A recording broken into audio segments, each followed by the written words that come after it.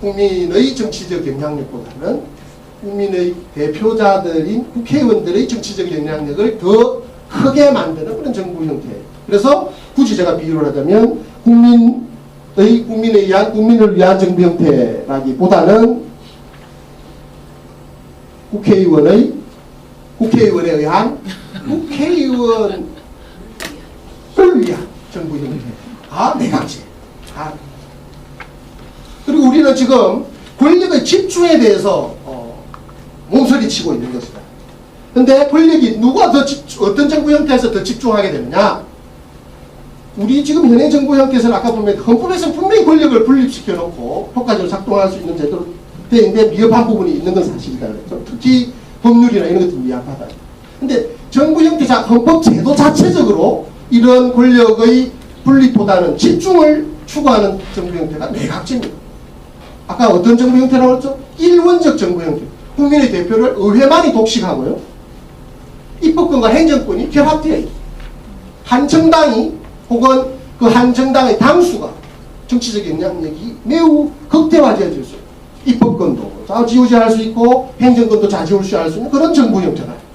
그것은 제왕적 대통령제라는 것을 소위 피하려다가 제왕적 총리라는 것을 이것도 입법이나 정치 문화적인 요인 때문이 아니고 헌법 제도적으로 만들어주는 그런 정부 형태가 내각제 혹은 그것을 약간 변형시켰어.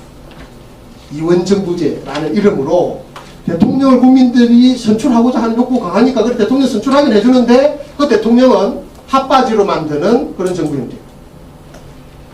실질적인 권력은 의회 선출한 총리가 다 가져가고 대통령은 그것을 견제한다는 명목으로 비토권을 준다거나 의회 상권을 준다거나 이런 정도 아주 소극적인 정도만 줍니다. 그런 대통령을 국민들이 왜 정문학적인 선거 비용을 들여서 꼭 뽑아야 되는가 하는 의문이 들 정도.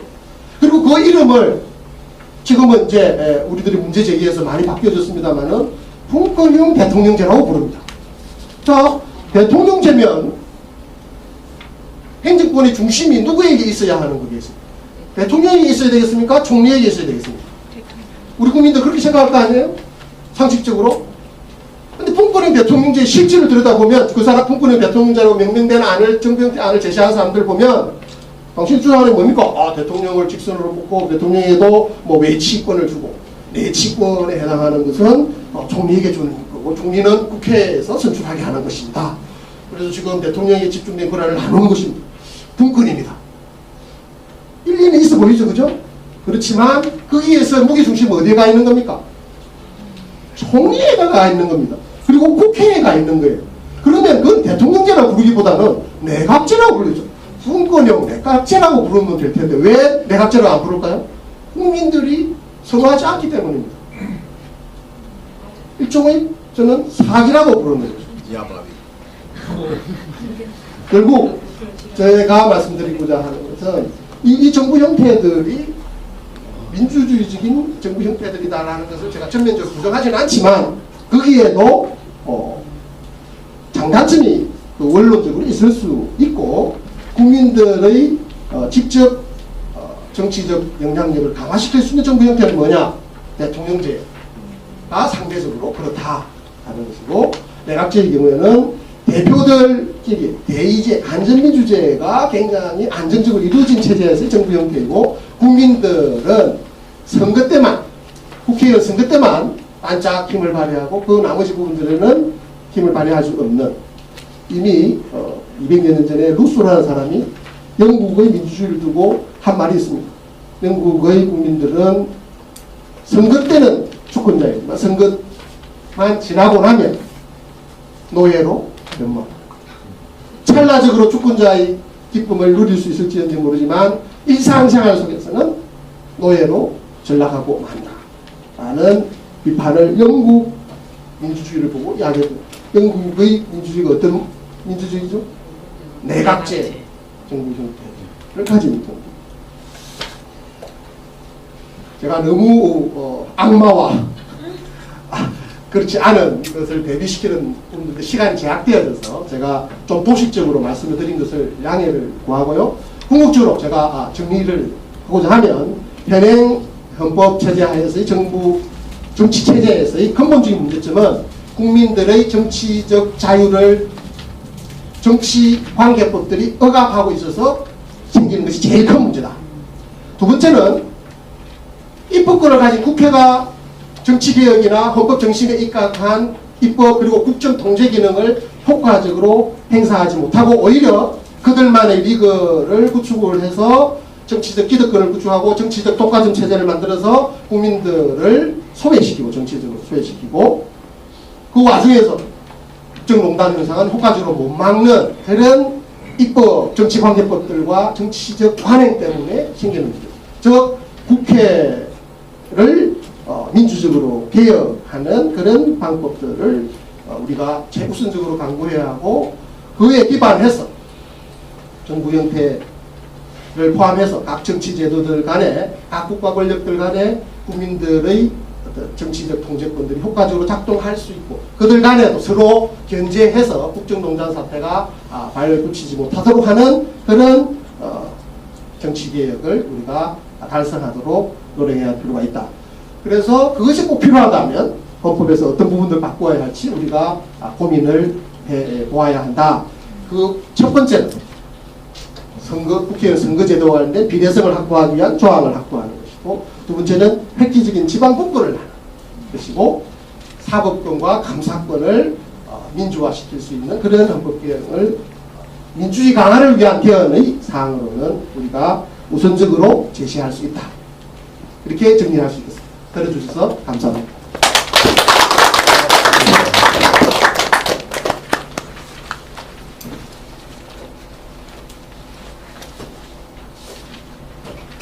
네, 잘 들으셨습니까? 네. 우리 김종철 교수님 아주 박력 있죠? 네. 아주 사실 시간을 많이 뺏긴 상태에서 손해를 많이 보신 가운데서 정말 압축적으로 요점을 중심으로 강의를 아주 임팩트 있게 해주신 우리 김종철 교수님 큰 박수 감사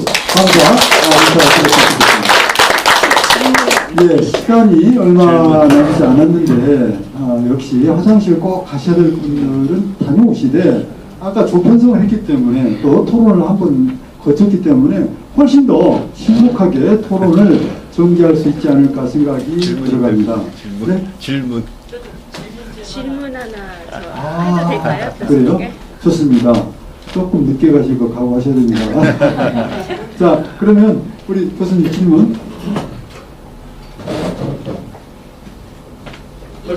말씀하시죠.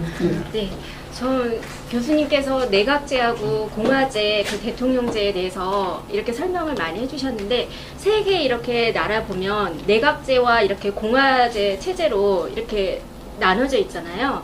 그런데 이제 미국이라든가 유럽 이런 독일 같은 경우는 내각제, 일본이라든가 내각제, 그리고 미국은 이렇게 공화정 이렇게 해서 돼 있는데 그 기반이 이 나눠진 기반이 어떤 걸로 해서 나눠졌나요? 굉장히 중요하신 질문인데 지금 제가 말씀드린 거에서 포인트는 저희들이 이야기하는 뭐 대통령제를 공화제라고 말씀하셨는데 대통령제 내각제 이 부분은 저희들이 이 정치 시스템을 정치 체제를 이해하고 운용하는데 사용하는 어떤 개념적 도구들인 것이지 그 자체가 뭔가 실질적인 것은 아닙니다. 전 세계 200여 나라를 보면요. 소위 말해서 순수한 정부 형태라고 이야기할 수 있는 그런 정부 형태는 없습니다. 저희가 비교하기 위해서 행정권을 가지고 있는 게 대통령이다. 이런 대통령제로 볼 수 있는 것이고 그렇지 않은 경우에 내각제를 볼 수 있고 내각제에 변형된 제도를 이원정부제 이렇게 볼 수 있는 그런 것이지 세부적인 부분들에 관해서 대통령이 어떤 권한을 가지고 있고 아까 우리 대통령 권한을 상대적으로 좀 더 많이 가지고 있다 그랬죠. 종류별로 많이 가지고 있는 건 사실이다. 그런데 그걸 다 국회가 통제할 수 있는 부분들이어서 그것을 제왕적으로 제도적으로 부를 수는 없다. 이게 저희 논지였는데 여하튼 많이 가지고 있는 데도 있고 미국의 경우는 여러분 생각해보면 미국은 우리나라 본질적으로 다른 점이 뭡니까? 간접세요. 연방제라는 미국 지금 트럼프 대통령이 속행말로 거의 이론으로 미치광이 이론에 해당하는 그런 정치를 한다 이렇게 이야기들 하는데 하더라도 아까 제가 말씀드렸죠. 그것은 그 대통령이 할 수 있는 역할이 아주 제한적이에요. 실제 국민 생활에 미치는 실제 부분들과 관련된 부분들은 미국에는 사실상 50개의 나라가 있습니다. 그것을 합쳐가지고 연방제 국가를 만들어서 일종의 합중국인 것이죠. 50개의 국가를 하나로 만들어서 그 모두에게 공통적으로 적용시킬 수 있는 부분들만 연방정부가 행사할 수 있게 되죠. 그래서 우리나라와 미국을 제도를 비교할 때 미국도 대통령제, 우리나라 대통령제이기 때문에 우리나라는 미국 체제에 따라서 대통령제가 이것도 굉장히 위험하고 잘못된 말이죠. 미국이 하기 때문에 우리나라 대통령제를 하는 게 아닙니다. 이 점이 일단 중요한 생각을 해야 되는데, 여하튼 아까 제가 획기적인 지방분권을 강조한 것도 우리가 대통령제라는 어떤 정부 체제를 가지거나 내각제를 가지거나 중앙이 너무 집중되어 있으면 국민들, 국군단 국민들의 민주주의 실현은 굉장히 위협받을 가능성이 많다. 그게 우리의 경험, 인류의 경험, 몰아주면 안 된다. 이게 지역적으로 나누어줄 필요가 있고 우리가 원하는 어떤 그런 생활 공동체, 생활 민주주의를 할 필요가 있다. 이런 부분들인데 미국하고 우리는 근본적으로 그 점이 달라요. 그 떠나가서 다른 부분들도 많이 다른 겁니다.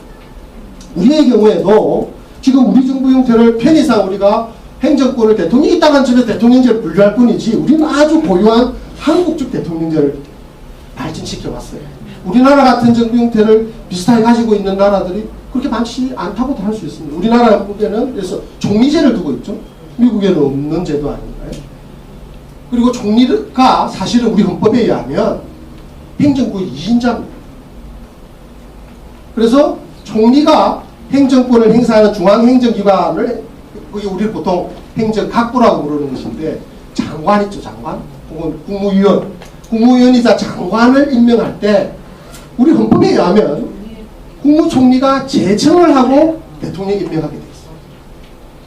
헌법상 용어로 제청이라는 것은 제청을 하는 사람이 아이디어를 내는 것이지 제청을 받는 사람이 아이디어를 내는 게 아니에요. 근데 우리는 어떻게 해왔습니까? 국무총리의 제청권은 굉장히 유명무실화되어 있고 굉장히 소극적으로 되어 있어요. 오히려 형식적으로 제청은 국무총리가 하지만 실질적인 아이디어는 대통령이 주는 것으로 운영되어. 이것은 우리 헌법의 명문 규정에 비하면 매우 잘못된 관행입니다. 이 관행은 어디에서 왔느냐? 저는 가장 직접적으로는 유신시대도 온 거다. 유신시대는 말 그대로 제왕적 대통령제거든요. 헌법이 대통령을 제왕적 독재 권력자로 만들어준 헌법이었어요. 그건 말 그대로 독재 헌법이에요. 거기에서는 제왕적 대통령제예요.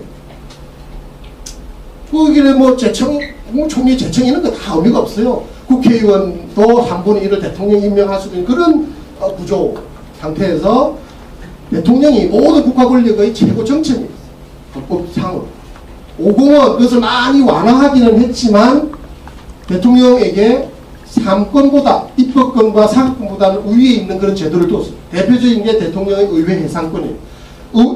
의회는, 국회는 대통령을 불신임할 수 없지만 탄핵 이외의 방법으로 정치적으로 그 임기를 중단시킬 수는 없지만 대통령은 그렇게 할 수 있었다.